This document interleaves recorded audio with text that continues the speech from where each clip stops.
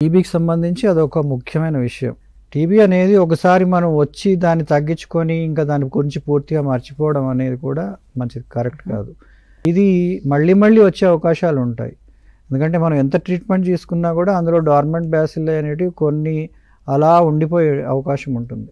So particularly కొన్ని టిష్యూస్లో లంగ్స్లో కావచ్చు, ఇంకో చోట కావచ్చు, అవి అలా డార్మెంట్ స్టేట్లో కొన్ని బ్యాక్టీరియా మిగిలిపోయి అలా ఊరికి అలా ఉండిపోవడం అనేది ఇట్స్ నోన్.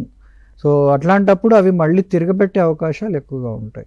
అది ఎప్పుడు తిరగబెడుతుంది అని అంటే వాటికి సంబంధించిన అనుకూలమైన పరిస్థితులు వచ్చినప్పుడు, వాళ్ళ పేషెంట్ రోగనిరోధక శక్తి తగ్గుతూ కొన్ని రకాలు అంటే ఈవెన్ అన్కంట్రోల్ డయాబెటీస్ కావచ్చు, కొన్ని రకాల క్యాన్సరస్ కండిషన్స్ కావచ్చు, కొన్ని రకాల మందులు వాడడం వల్ల స్టీరాయిడ్స్ ఆర్ ఇమ్యునోసప్రెసివ్ మెడిసిన్స్ ఎక్కువగా వాడే అవసరం ఉన్న పరిస్థితులు ఉన్నప్పుడు, ఇట్లాంటి పరిస్థితుల్లో టీబీ తిరగబెట్టే అవకాశాలు ఎక్కువగా ఉంటాయి.